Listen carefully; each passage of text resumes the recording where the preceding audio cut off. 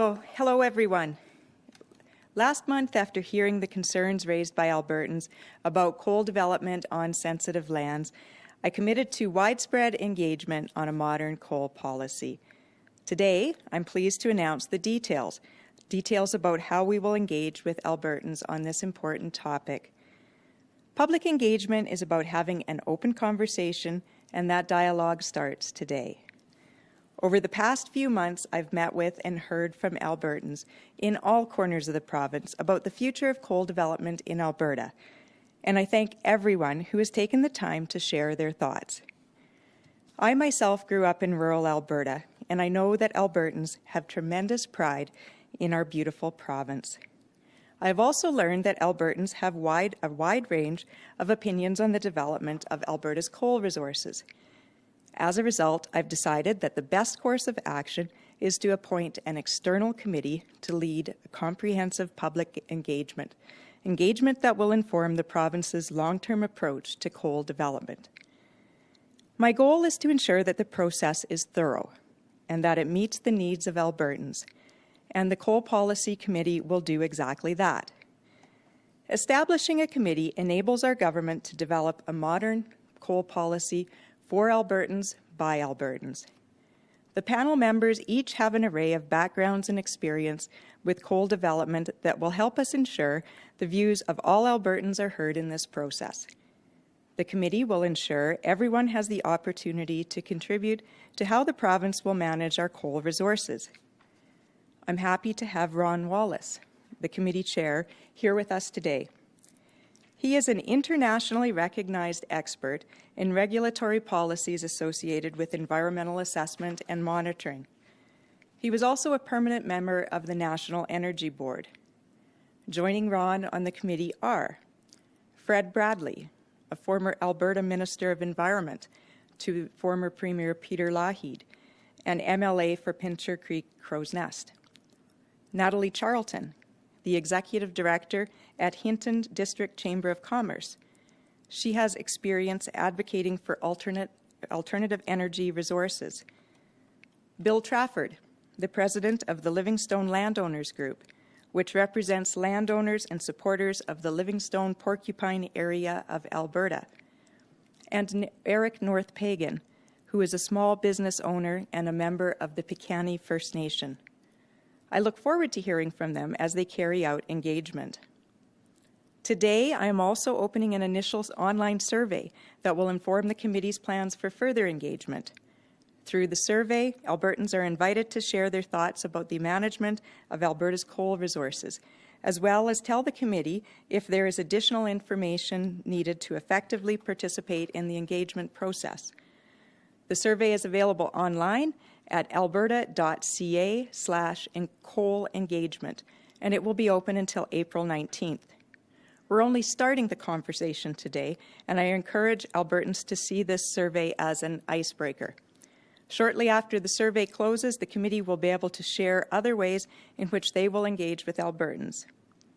Alongside this public engagement, Alberta's government will also be engaging directly with Indigenous leaders and communities.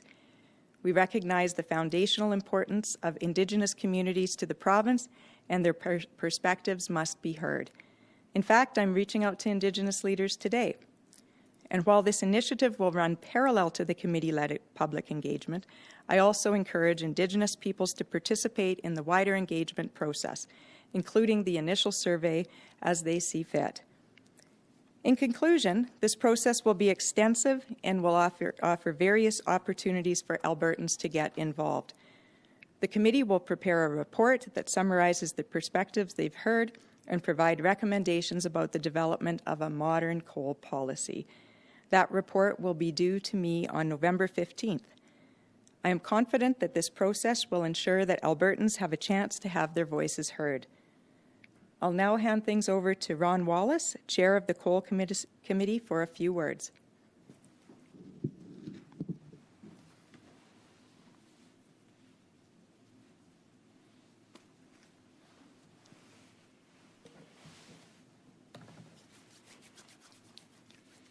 Thank you, Minister Savage, and may I say thank you for this initiative. I'm very proud to be part of the team that will inform government. People in Alberta have a right to express their values and their views to government. And this is an opportunity where policy will be formed, and the people who we are going to be openly consulting with over the next several months will inform and help direct that policy.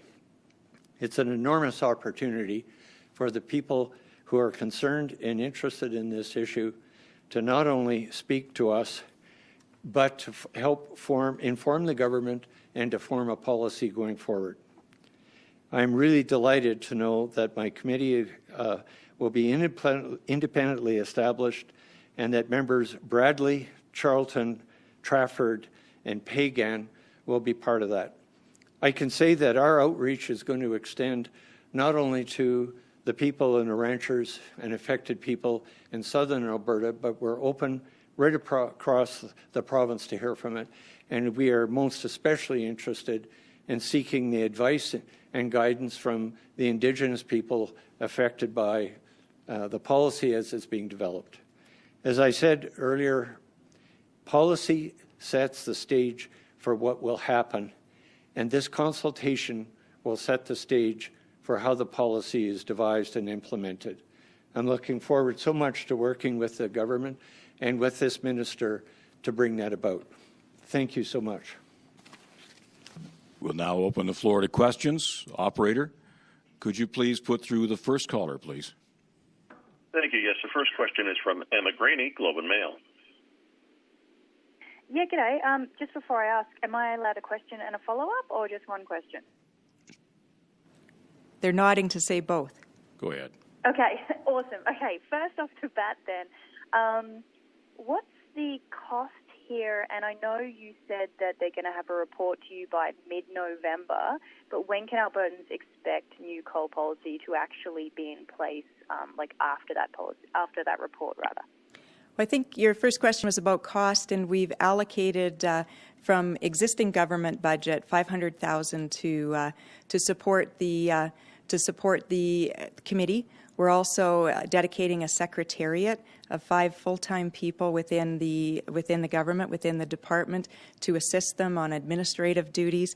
With respect to implementation, we've indicated to the committee that we'd like to see a report by November 15th. I think it will depend on what the recommendations are and the various recommendations on how long it will take to respond and be able to implement the recommendations. Okay, great. And when, as a follow-up to that, I suppose, the members of the committee here, a couple of things stand out to me. You don't have any environmental groups. I mean, I know you have the landowners group, but you don't have any environmental folks on this. Why not? And also, Natalie Charlton, I'm sure she's extremely qualified, but she's also in Hinton, which is an extremely pro-coal kind of community, given how much it relies on the Vista coal mine there. So can you speak a little bit to those, the lack of environmentalists, and why someone from Hinton? Well, I think we've reached out and we've put a broad cross-section of Albertans on the committee, people that have a tremendous wealth of experience in Alberta in understanding Albertans. We don't have anybody from the coal industry on it, and from the environmental community, where there's nobody specific, but we do have member Bill Trafford from the Livingstone Landowners group that'll sit on the committee. In addition, I've had a lot of advice from David Luff, who is a former ADM that was in the Lougheed government when the coal policy was established. And while his advice to me hasn't always been very critical of what the government has done, and it's been somewhat tough to listen and take that advice. But I believe that he will potentially be available as an expert advisor to the committee, and I've certainly asked him to. I did ask him to sit on the committee, but time commitments would not allow him to sit on the committee. But we do expect and hope to continue to receive his input, his valuable input, to advise this committee going forward. Operator, can you please put through the next question? Thank you. Yes. Audrey Nouveau, Radio Canada. Hi, Minister. Thank you for taking my question. I spoke last week to several stakeholders who would be interested in participating in these public consultations, but most of them have told me that they don't have faith in the process and that they fear that the outcome is predetermined in favor of having coal development in Alberta and especially in the Rockies. So what do you tell them to reassure them that the outcome is not predetermined? Well, it's definitely not a predetermined outcome, and it's out. We've said several times this is a coal policy that will be made by Albertans, consultation by Albertans for Albertans. So we'll be interested in hearing the views of Albertans, which will be the basis for a new coal policy going forward. I don't think there's anything at all that's predetermined. The one thing I learned over the last 3 months is that Albertans have a view. They have a very strong view on coal development, and they will tell us what their view is. And I think this will be the consultation is meant in the greatest openness to get those views of Albertans, ensure we understand them, ensure that we move forward following the views of Albertans. If the majority of Albertans who come to speak to the public consultation say that they don't want any coal policy development at all in Alberta, do you make the promise that you will respect and implement that recommendations of not having coal development in Alberta?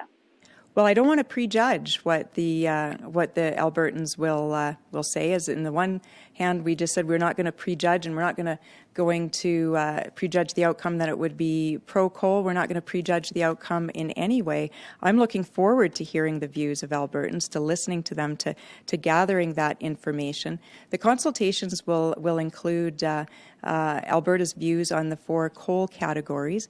The coal categories, of course, outlined what would be allowed in various lands for leasing, exploration, and coal development, what would and wouldn't be allowed.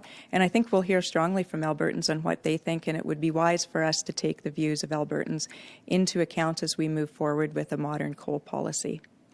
Operator, please put through our last caller. Thank you. Bob Weber, Canadian Press. Hi. A question for Ron.